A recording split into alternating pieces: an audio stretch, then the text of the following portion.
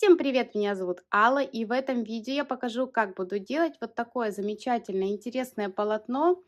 Делается оно очень легко, но есть определенные нюансы. Долго тянуть не буду, приступаем.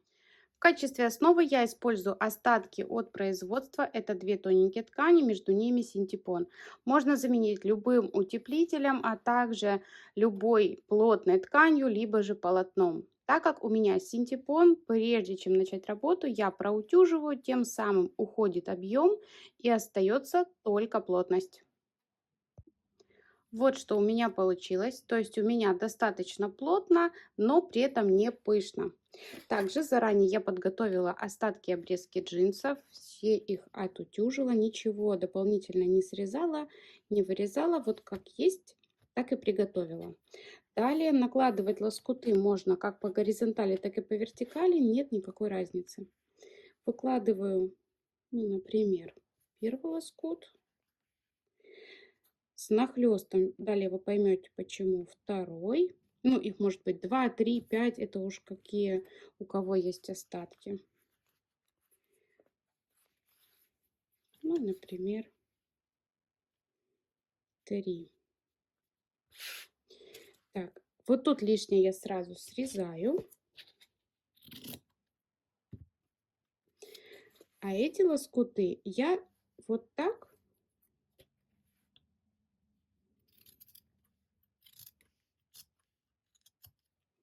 закругляю в одну сторону. И тут также в эту же сторону можно больше, меньше,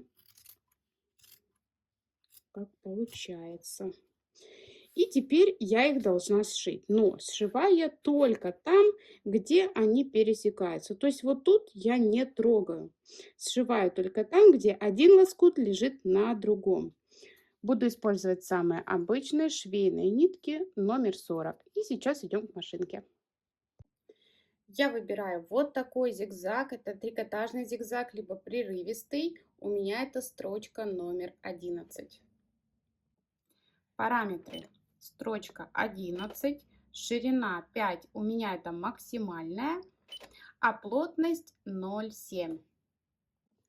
Далее, ориентируясь на центр лапки и на срезы ткани, вот так опускаю лапку и просто придерживаю ниточки, обязательно делаю зигзаг.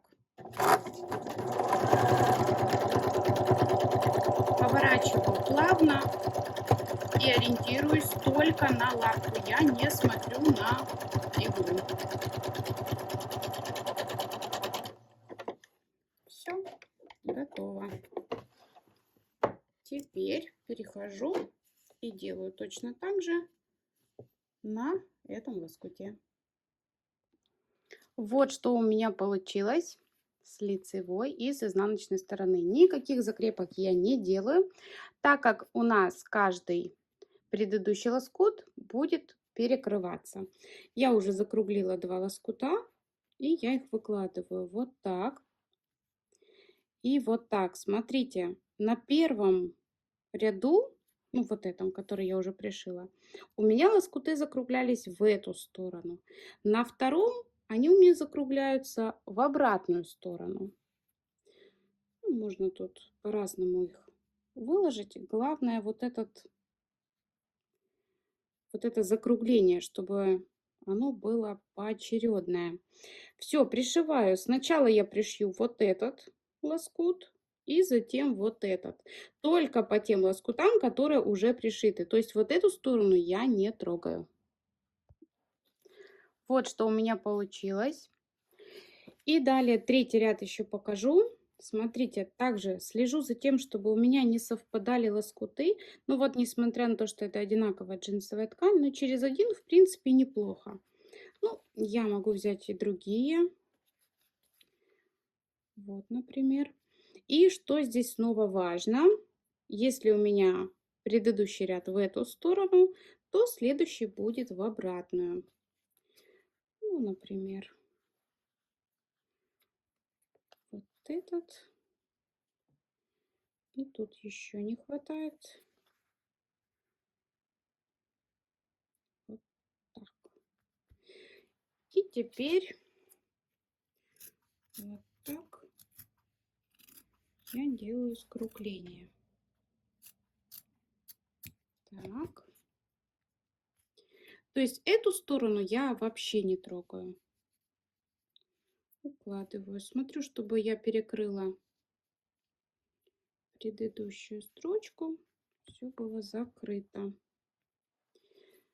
Так. Тут вообще идеально, по-моему, с этим лоскутом. Да, просто освежу. Это, кстати, от кармана переднего.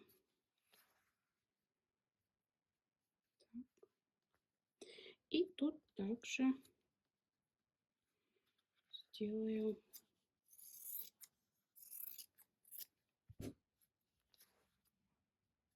вот. Все, пришиваю. Пришиваю так. Вот этот, который заходит. Далее вот этот и сверху вот этот. Готово.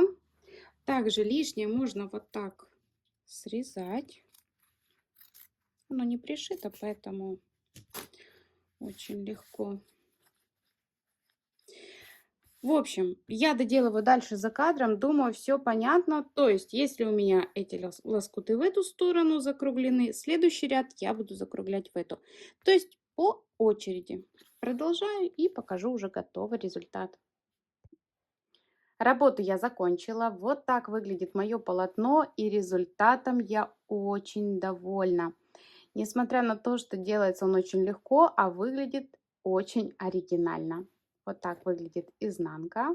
В моем изделии будет подкладка, поэтому мне без разницы, как выглядит изнанка. А вообще из таких полотен можно шить абсолютно любое изделие, будь то сумочки, косметички, либо кошелечки, или даже подушечки, подстилочки. В общем, ограничений нет никаких. Я же планирую большой швейный проект джинсовый, и вот такие блоки у меня к нему готовы. Как сделать такой блок я показывала в предыдущем видео. Для тех, кто не видел, ссылочку на него я оставлю. Вы можете обратить внимание, что блоки все разные будут. Ну, даже эти два, они разные по размеру. И когда я буду делать готовую работу, я покажу, как я их буду все соединять.